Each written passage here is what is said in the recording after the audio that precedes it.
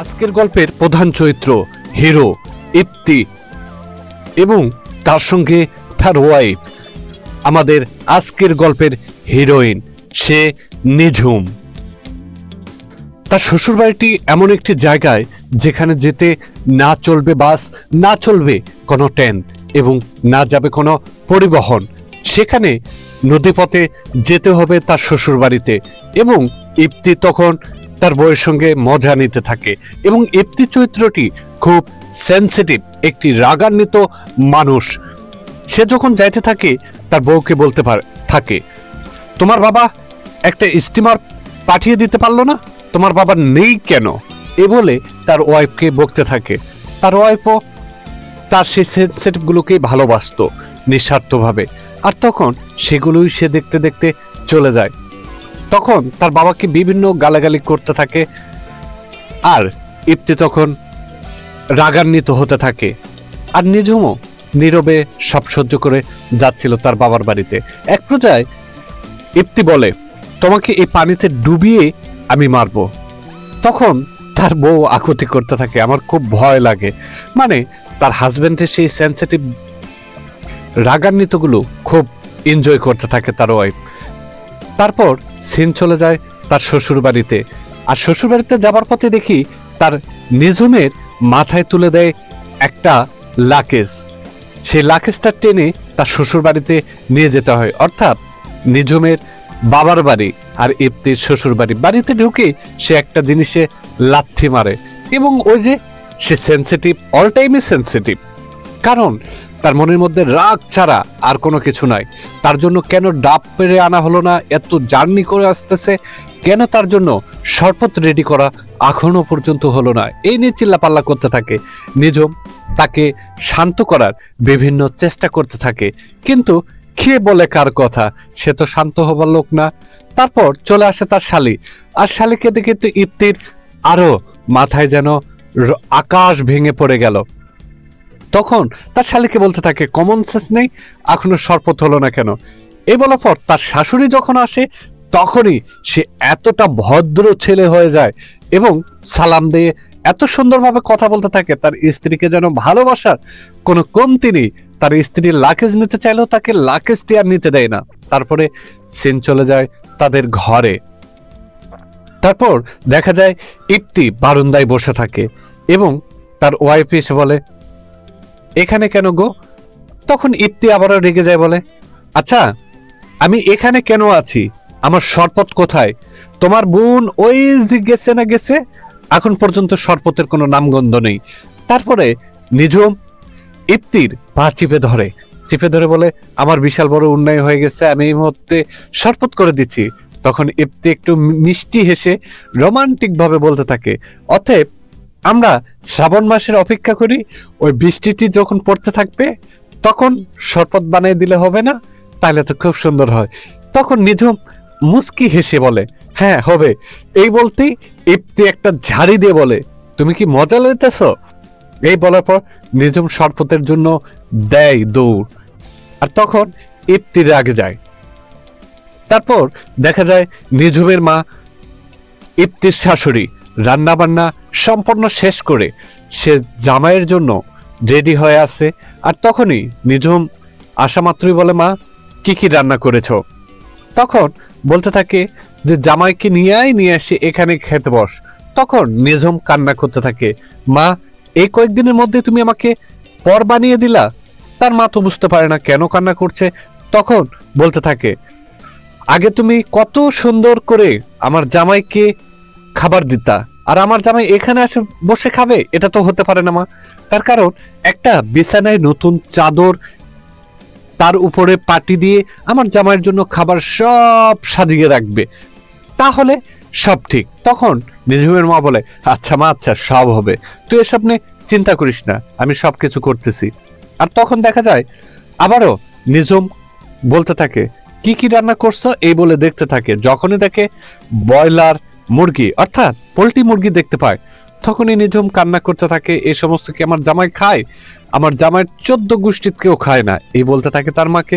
তখন তার মা বলে, দেখ মা, আমি পারাপারি করে যতটুকু পারছি সেটুকুই আমি রান্না করছি। তখন নিজম বলতে থাকে, কেন তুমি একটা পাশের বাড়ি থেকে দেশি মুরগি আনেও তো রান্না করতে পারতে, আমার জামাই তো এসব খাইতো না।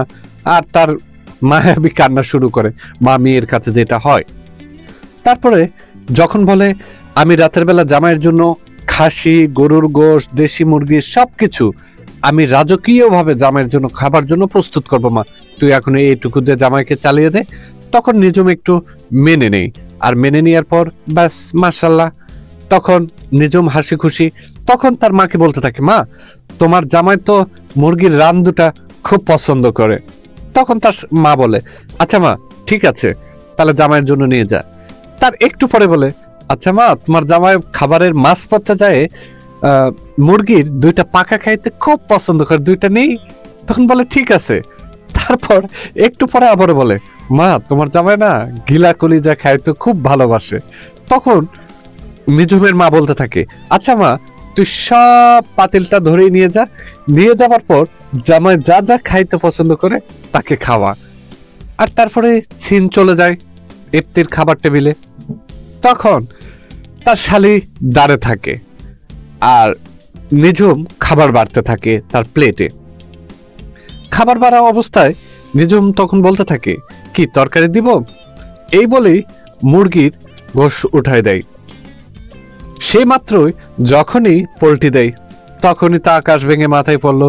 হ্যাঁ, জামাইয়ের কোনো আদর যত্ন নেই। আর জামাইকে কি সব আমার 14 গোষ্ঠীকে পোল্টি খাইছে দেখছিলা, এই বলতে থাকে। আর তখন বলতে থাকে, আচ্ছা আগে আমি বিচার করি। আচ্ছা শালিকা বলো তো, এই রান্নাটা কে করছে, আমার শাশুড়ি মা না তুমি? তখন তার শালিকা বলতে থাকে, হ আপনারে রান্না করে খাওয়ানোর লাগে আমি বইসা আছি। এই বলতে আবার ইফতির মাথাটা গরম হয়ে যায়। তারপর সে রাগান্বিত হয় তার শালির সঙ্গে। তারপর তার শালি চলে যায় এবং ইফতি তখন মুখে দেয়, এবং মুখে দেওয়ার পর বলে, বাহ খুব স্বাদ তো, শাশুড়ি আমার যে রান্না করে না সেটা আসলেই বোঝা খুব কষ্ট যে এটা দেশি মুরগি না ব্রয়লার মুরগি। তার আগেই নিঝুমকে বলতে থাকে, আচ্ছা তুমি কি তোমার আম্মারে কইছিলা ওই বিষয়ে? তখন বলে, কি বিষয়, আমি তো মনে নেই। তখন বলে, আরে সময়ের মূল্য দিতে শিখো। তখন আরো কিছু ফতোয়া দেয় তার ওয়াইফকে। তারপরে দেখা যায় ইফতি বলতে থাকে, আমি যে ইউরোপ যাব সে টাকার বিষয়। তখন নিজম ভয় ভয় বলতে থাকে যে, দেখো বাবা তো বাসায় নেই, বাবা আসলে আম্মার সঙ্গে একই সামনেই দুইজনাকে এই কথাটা আমি বলবো, এজন্য আসলে আর কি আমি বলি নাই। তখন ইফতি বলে, সময়ের মূল্য দাও আর সময় মতন কাজটা করতে থাকো, আর নয়তোবা খুব খারাপ হয়ে যাবে। এই কথা বলার পর সিন চলে যায়, তার খাওয়া দাওয়া স্পেশাল ভাবে মজা মাস্তি ভাবে খাওয়া দাওয়া করতে থাকে। তারপর সিন চলে যায়, সে শুয়ে আছে। আর শুয়ে থাকা অবস্থায় তার ওয়াইফ আসে, আসা মাত্র বলে, পাগুলো টিপে দাও। তখন যখনই পা টিপতে বলে তখন সে বলে, কি পা টিপব? তখন বলে, হ্যাঁ, আরে আমি তো ইউরোপ যাচ্ছি, আর ইউরোপে মেয়েরাই নাকি শরীর টিপে দেয়। তখন তো তার ওয়াইফ কান্না করতে থাকে, ওই যে ভেট কান্দনি মহিলার মা, যে তুমি ওই দেশে যায় কি মেয়েদের থেকে শরীর টিপে নিবা? আরে না না। এই বলার পর সকাল হয়ে যায়। আর তারপর দেখা যায় ইফতি রাগ করে বের হয়ে যাচ্ছে। তাকে সকালবেলা নাস্তা দিছে, সেই নাস্তাটা তার পছন্দ না।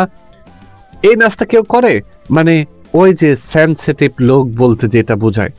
তখন সে বিভিন্ন কথা বলতে থাকে, তার বউ তো সব টাইমে ভয়ে কাতর, একটুতেই 19 থেকে 20 হলে তো খবর আছে। আর ইফতিকে বিভিন্ন ভাবে বুঝাইতে থাকে।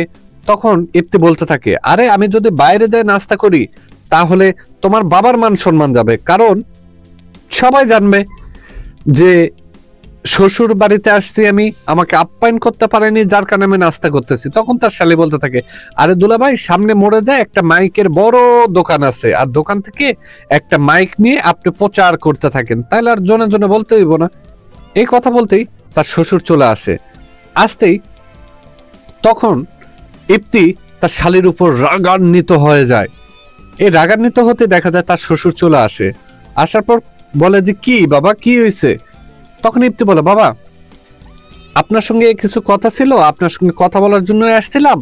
তো আমি দেশের ইনকামে হইতেছে না, আমি ইউরোপ চলে যাব। আমার বন্ধু গেছে, সে বলতেছে এখানে কোটি কোটি টাকার ব্যবসা কইরা যারা ইনকাম করে তাদের থেকে বেশি আমার বন্ধু ইনকাম করে।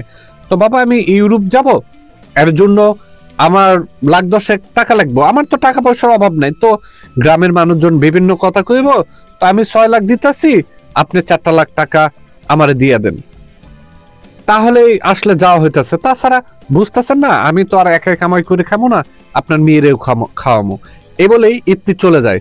আর তখনই তার ওই যে নিঝুম নিঝুম তখন এমন ডায়লগ দিয়ে বলে, বাবা যদি টাকাটা না দাও তাহলে আমার ঘাড় ধাক্কা দিয়ে তোমার জামাই আমাকে বাড়ি থেকে বের করে দিবে, এই বলতে থাকে।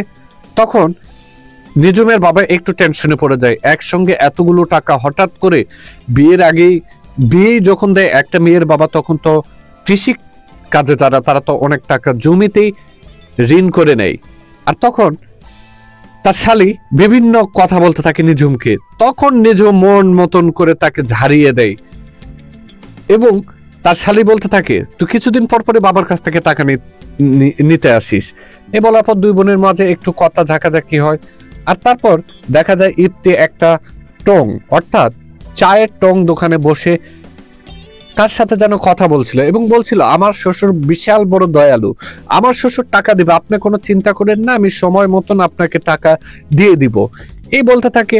পাশে থাকে একটা ছেলে, কথা শুনে বলতে পারে, দুলা ভাই আমি তো বুঝা গেছি আপনি যৌতুকের টাকার কথা কইতেছেন। তখন ইপ্তি বলতে থাকে, আরে তুমি কি আমার চিনো? কই না।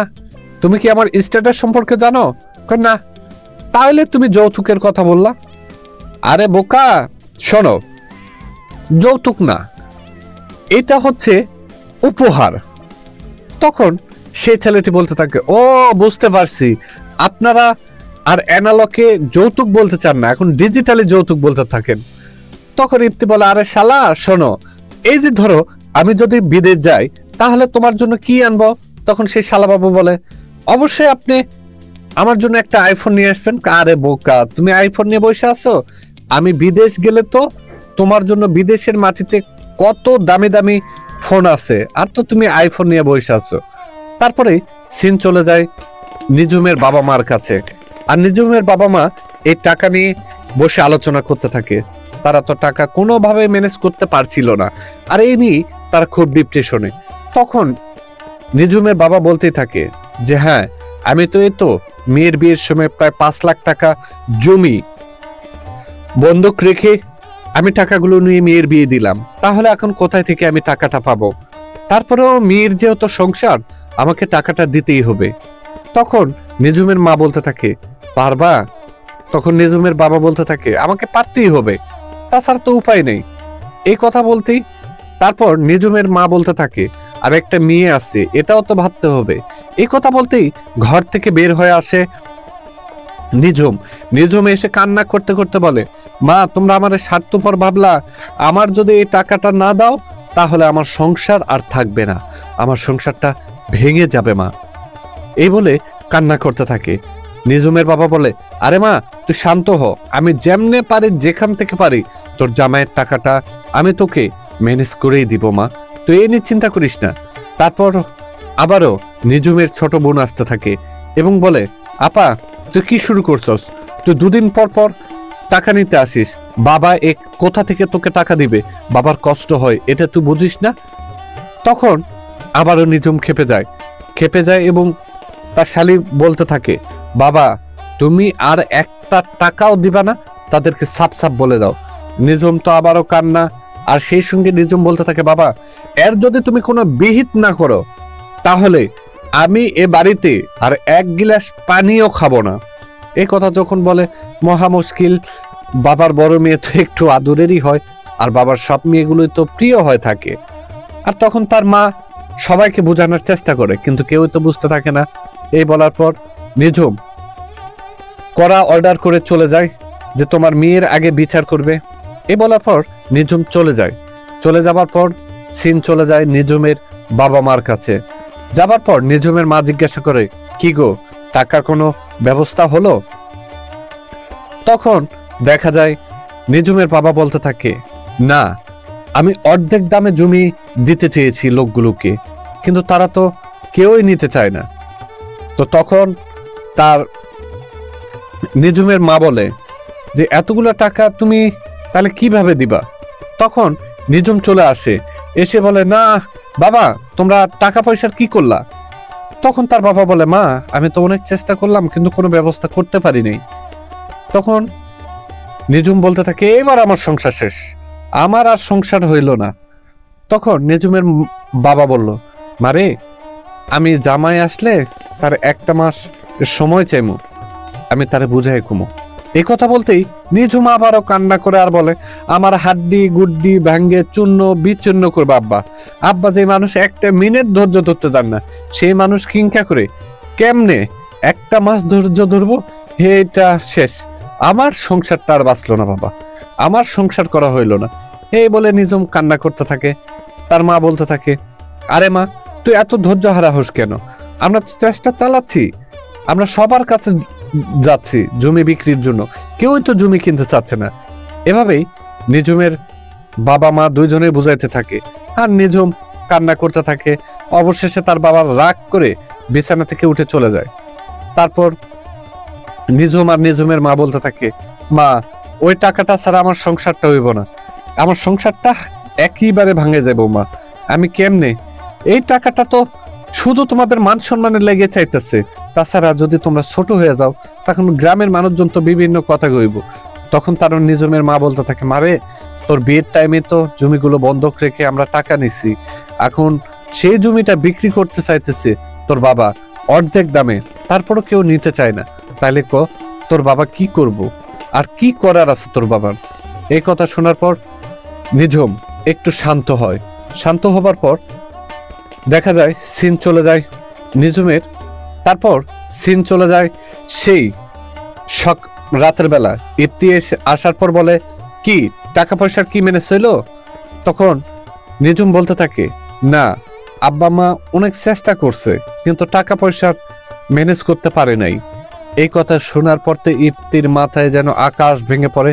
আমার এতগুলা লস, আমি পাসপোর্ট জমা দিছি, টাকা জমা দিছি, এই টাকা সবগুলা আমার নষ্ট হয়ে যাইব, এরে কি আর ফেরত দিব?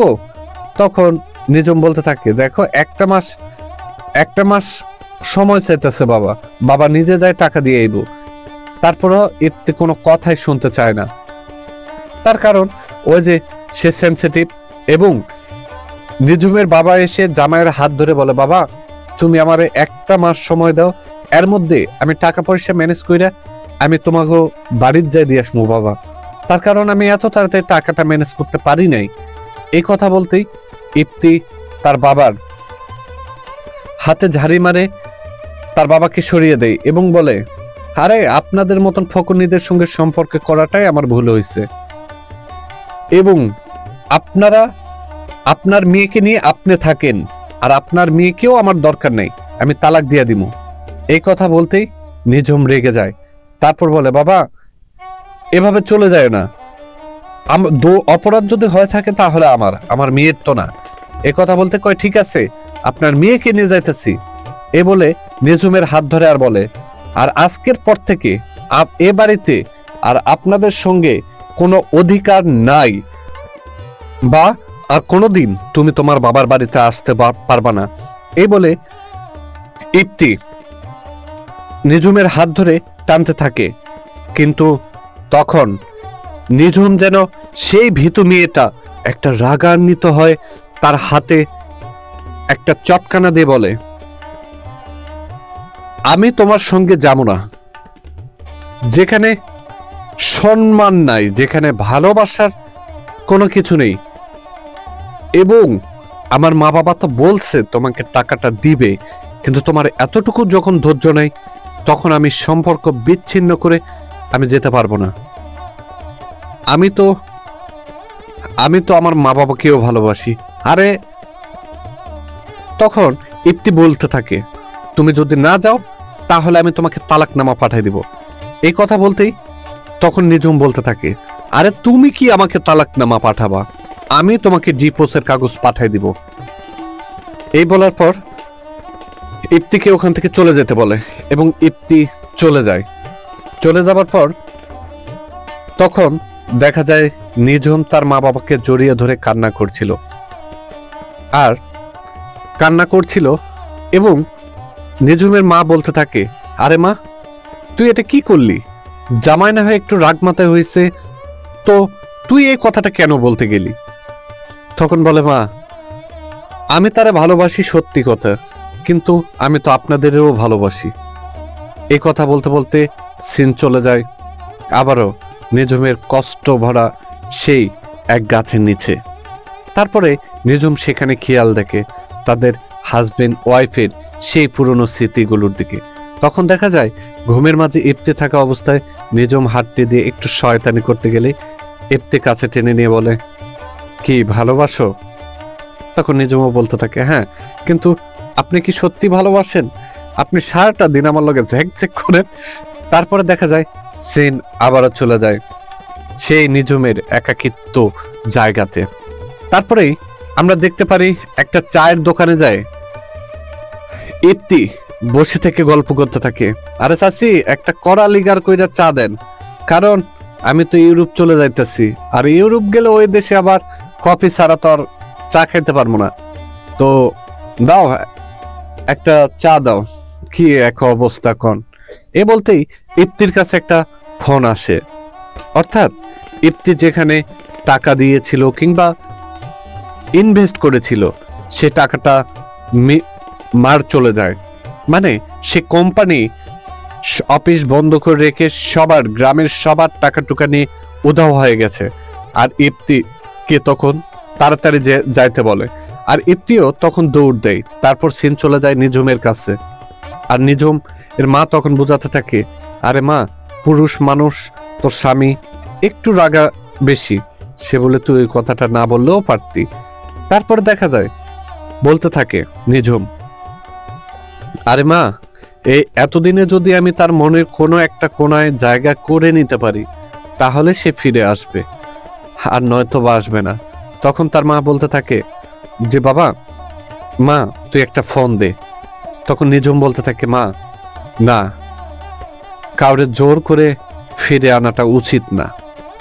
এই কথা যখন বলে তখন তার মা বলতে থাকে, নিঝুমের মা বলতে থাকে, আরে মা, জামাই একটু রাগ বেশি, তবে জামাই খুবই ভালো মানুষ, জামাই ফিরে আসবে দেখিস, অবশ্যই তোর জামাই আসবে। এই কথা বলতে থাকে। আর তখন দেখা যায় ইপ্তি সেই কথাগুলো ভাবতে থাকে শ্বশুর বাড়িতে শ্বশুরের সঙ্গে সে দুর্ব্যবহারগুলা তাকে ভাবাচ্ছিল। আর তারপর ভাবতে ভাবতে সে চলে যায়, সকাল হবা মাত্র দেখা যায় সিন তার শ্বশুর বাড়ির উঠানে। আর তখন সে বসে থেকে সে পুরনো স্মৃতিগুলো মনের মধ্যে অনুশোচনা হচ্ছিল। আর তখন দেখা যায় নিঝুম ঘর থেকে বের হয়ে আসি, দেখি ইপ্তিকে, এবং নিঝুম এসে একটু তো ভাব নিতেই হবে। তখন বলতে থাকে, আপনি কেন এখানে? তখন নিঝুম আর কোন কথা বলার শেষে তখন ইপ্তি বলে, আমি শেষবারের মতন মা বাবার সঙ্গে কিছু কথা বলার দরকারে আসছি, তাদেরকে একটু ডাকো। তখন নিঝুমও তার কথা মতন ডাকতে থাকলো তার মা বাবাকে। আর মা বাবা তখন চলে আসলো। আসার পর দেখে জামাই তো স্বাভাবিক ইজিভাবে তার শ্বশুর প্রচন্ড রাগান্বিত হয়ে গেছে, কিন্তু শাশুড়ি বোঝানোর চেষ্টা করে যে দেখো, সে আমাদের জামাই। এই কথা বলতেই ইপ্তি তখন তার শ্বশুরের কাছে ক্ষমা চাইতে থাকে যে আমি যা করছি উচিত করি নাই, আমি ভুল করছি, অন্যায় করছি, আমাকে ক্ষমা করে দিন। তার কারণ আমার উচিত হয়নি আপনাদের সঙ্গে এমন ব্যবহার করাটা।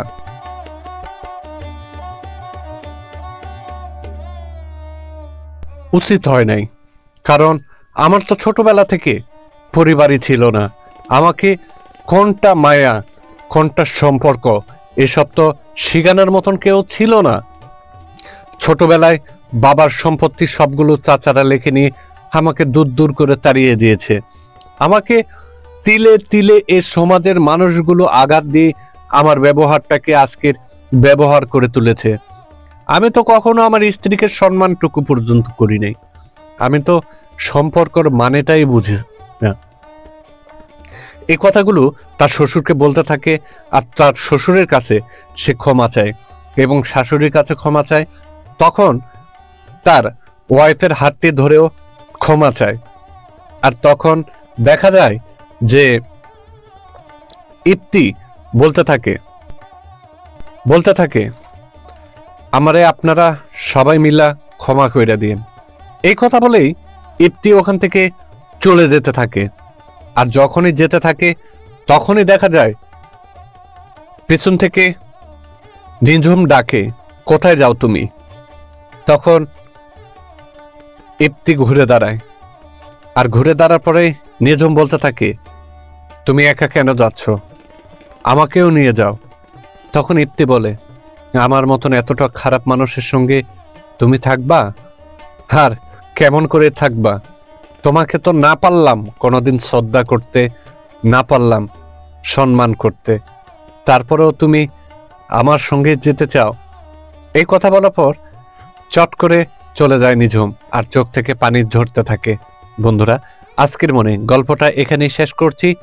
আমাদের গল্পগুলো কেমন লাগছে, আমাদের রিভিউ ভিডিওগুলো আপনাদের কাছে কেমন লাগছে অবশ্যই কমেন্ট বক্স খোলা আছে, জানাতে ভুলবেন না। আর সেই সঙ্গে আমাদের কথা বলা কিংবা যে কোনো ভুলগুলো ধরিয়ে দেওয়ার জন্য আপনাদেরকে বিশেষভাবে অনুরোধ করছি। আর বন্ধুরা, ভিডিওটি ভালো লাগলে লাইক করবেন, আর মনে চাইলে চ্যানেলটিকে সাবস্ক্রাইব করতে পারেন। আর সেই সঙ্গে কমেন্ট করে জানান আজকের গল্পটি কেমন লেগেছে। আজকের মনে বিদায় নিচ্ছি, তবে দেখা হচ্ছে পরবর্তী ভিডিওতে। ততক্ষণ ভালো থাকুন, ভালো রাখুন প্রিয় মানুষগুলোকে। আল্লাহ হাফেজ।